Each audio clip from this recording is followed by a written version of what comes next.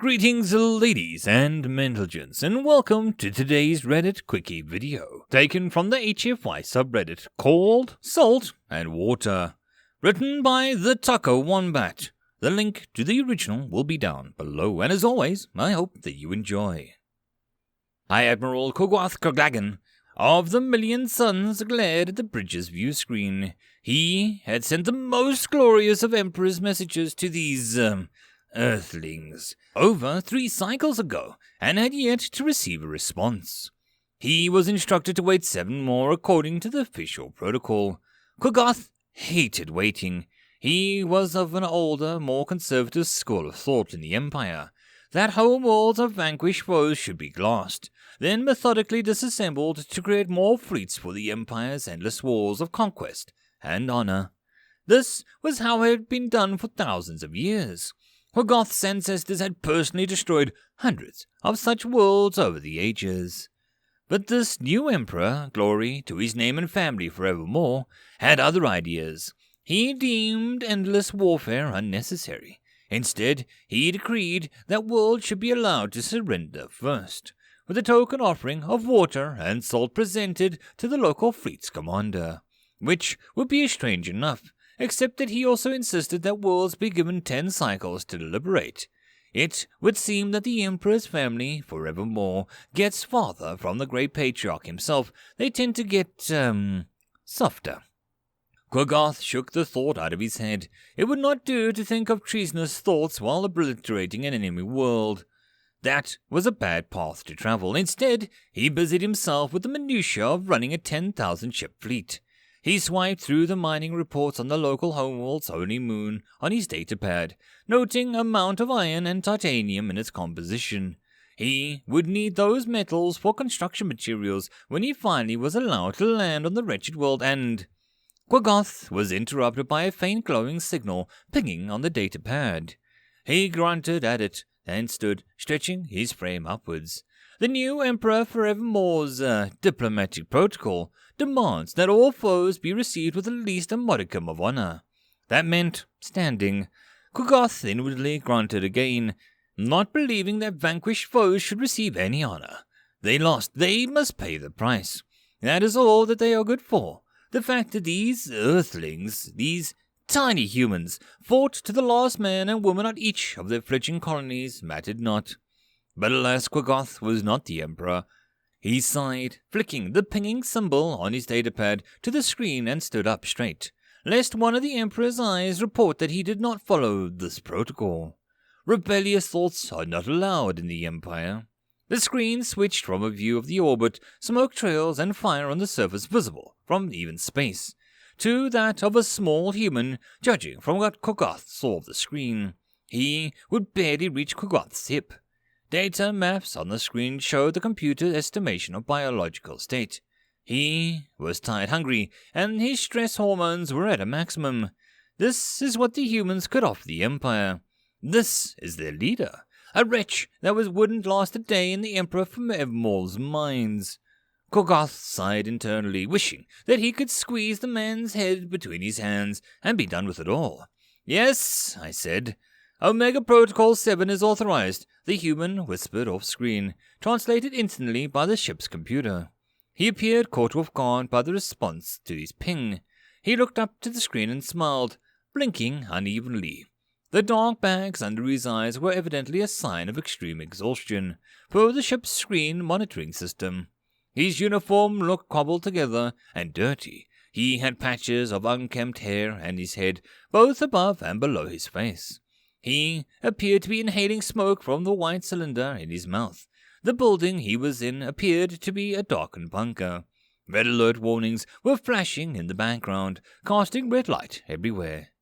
The attendant that he was speaking to scampered off into the darkness behind him, apparently in a rush.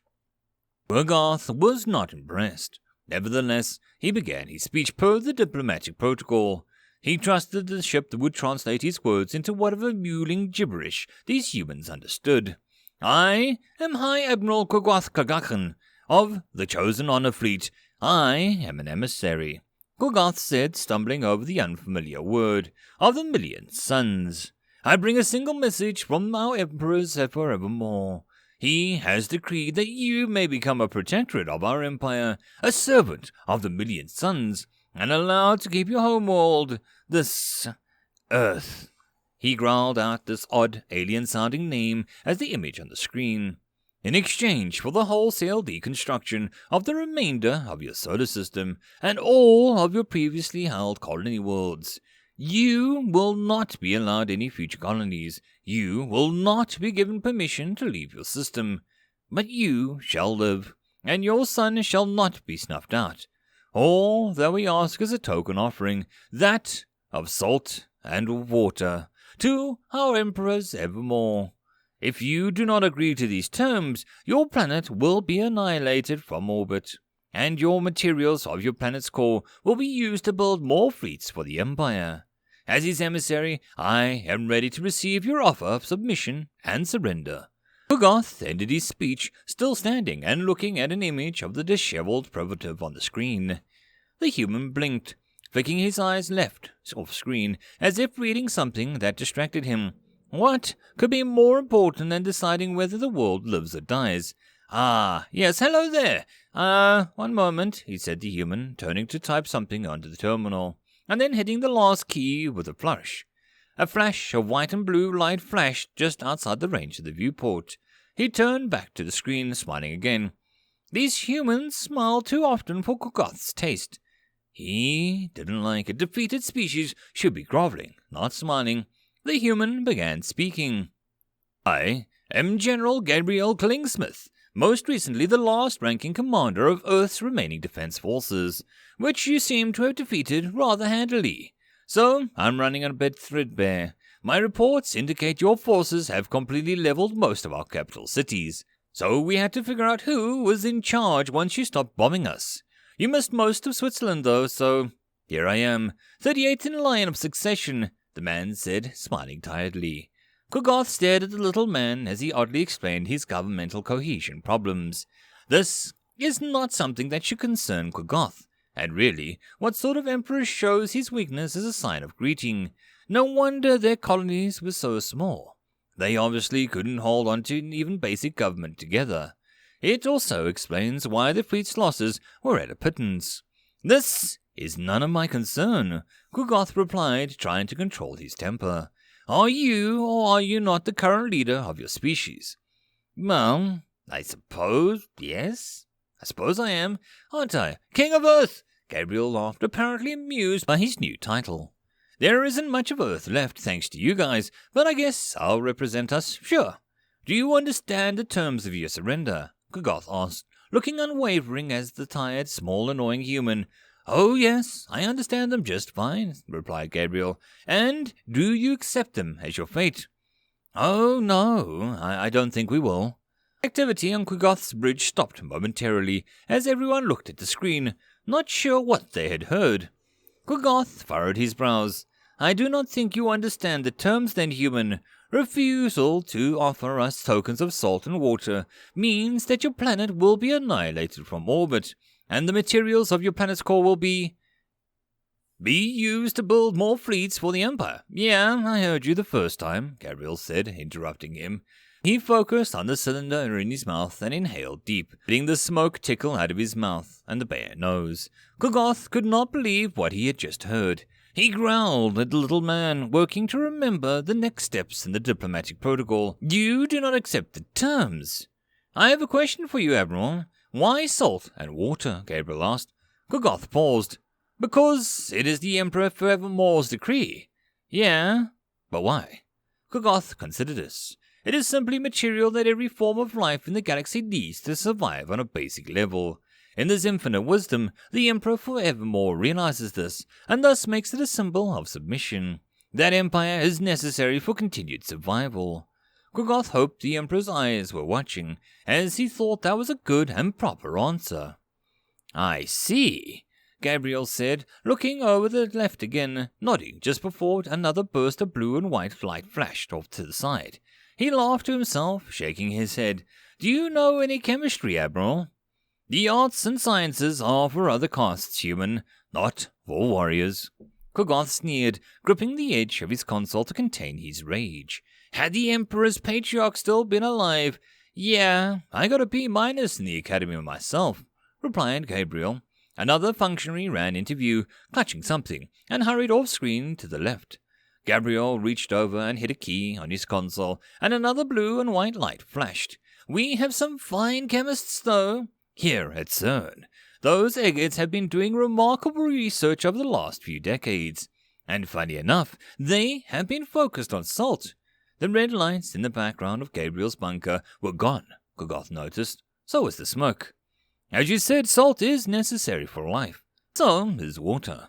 So when the geniuses here started playing around with the exotic particles, they chose those two as good starting points. Might as well start at the bottom of the periodic table and work your way up, right?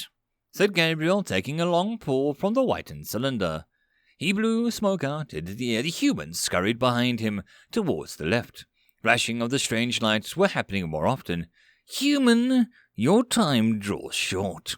This is your final decision. Submit, or die salt, or death, Kogoth said, though through clenched teeth.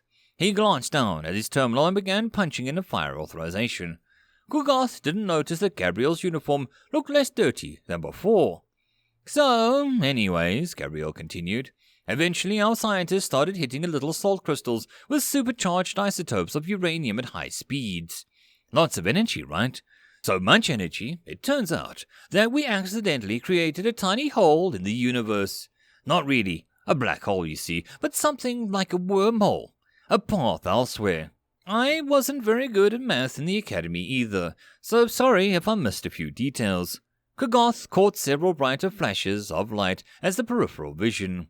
He looked up and noticed Gabriel was standing now in a well-lit room. The smoke was gone, the alarms were gone. Gabriel's white mouth cylinder was nowhere to be seen. A small crew of other humans were manning consoles that Kogoth had sworn were destroyed just moments before. Gabriel's uniform shifted visibly, stuttering between various fabrics and clothing styles. What was this trickery? Were the humans mocking him? Unfortunately, your Empire of the Million Suns showed up at the edge of our claimed space a few months later, and well, you know the rest, as you caused most of it firsthand. Death, destruction, hollowed out planets, colonists turned into nutrient paste. We've been trying to fight you for years, but you're just too big, too powerful. We honestly didn't stand a chance, and here you are demanding salt and water, of all things, at our lost planet, a cradle of our species, on the eve of our assured destruction. Gabriel chuckled at himself as he began pacing around the cleaned-up bunker. Terminals where once smoking debris seemed to rebuild themselves, configuring their shape and size as the human general walked by. Human Gabriel, I am required per our diplomatic protocol to give you one final chance to accept surrender. Salt and water or termination of your species. Choose. Gabriel continued on, apparently ignoring him. Once you reached out to the Kuiper belt, one of our scientists discovered that we could actually send objects through the hole in space. When you reached Neptune, he figured out how to determine where and when to send the objects. Although it wasn't so much where as when. We had discovered a way to travel back in time. Unfortunately, only a one-way ticket, and we had no control over when exactly that object arrived. But we've been getting, confirmation that objects sent back were affecting future events. The scene shifted again as Kogoth watched, almost imperceptibly at first. Suddenly, Gabriel was no longer in the bunker at all, but in an office, and then in a room that's surrounded by glass. The scene changed more drastically as the glass walls showed a stark white facility, with hangars going on as far as the ship's screen could see. The hangars were filled to the brim with ships in shifted shapes and armaments. Occasionally the colors of the walls would flicker from white to red to green to camouflage, but eventually settling on a light gray. Lettering on the display shifted fonts, languages, symbols, and at a frightful pace. By the time you turned to Mars into slag, Gabriel continued in a slightly different accent, more clipped this time as the ship's computer struggled to keep up with the inflection and the accent change. Our team had figured out a way to send people back too, and that changed everything. If you'll pardon the pun, with people, even though they couldn't control when they were going, we knew that if they survived, they would change our timeline's history. Inventions and discovery happened earlier, sometimes by thousands of years. Whole societies and empires changed, and as you may have noticed, we got a little stronger and resilient to your supposed empire of 1,000,000 suns. On the screen, Gabriel smiled warmly as his disheveled beard disappeared. His uniform was now a bright blue, emblazoned with medals of valor. Gwiggoth punched the firing authorization codes in his terminal and barked his communications officer to send the fleet his orders. "Gwiggoth, you have my authorization codes. Send them to the fleet and fire at will," growled Gwiggoth. "I'm sorry, sir. Why would we attack Earth?" "Because it is an order," bellowed Gwiggoth as he whirled around ready to strike the officer with his insolence, but instead fell over in shock as his communications officer was not Gwiggoth, but a human named Jemison. "What is this? What have you done? Where is my crew?" Gwiggoth cried. He looked around and saw his bridge filled with aliens, Morgons, the Bolth, Sing-Tongs, and a half-dozen other species, members of the races that Gwiggoth had spent his career exterminating. He looked up at the screen at Gabriel, still smiling warmly at him. "It turns out, if you send enough people back in time, you can start to affect the timeline of not just Earth, but the galaxy too." Gwiggoth began to stand, his angular uniform flickering before his eyes, as it slowly stuttered into the same bright blue uniform of his commanding officer, President General Gabriel Kingsmith wore, albeit with less medals. "And that is why, Admiral Gwiggoth, we offer salt and water to all new species we encounter, as an offering of peace and prosperity." "I understand, sir. Thank you for the history lesson. My species has always wondered that, since you arrived on our world decades ago, I will begin the fleet preparations to explore the sectors the Council has deemed necessary as soon as possible." "Thank you, Admiral Gwiggoth," said Gabriel, adjusting his uniform. "Thank you, sir. Please tell your wife that my family pod sends its greetings." "Of course, Admiral. May peace reign forever." Klingsmith's image smiled again, as his image disappeared on the screen. "May peace reign forever," said Gwiggoth, getting back to business of running his exploration fleet at his terminal. I hope that you enjoyed. If you'd like to support the channel or the author, all the stuff is down below. And as always, I hope that you guys have a good one, and I'll see you in the next story. Cheers.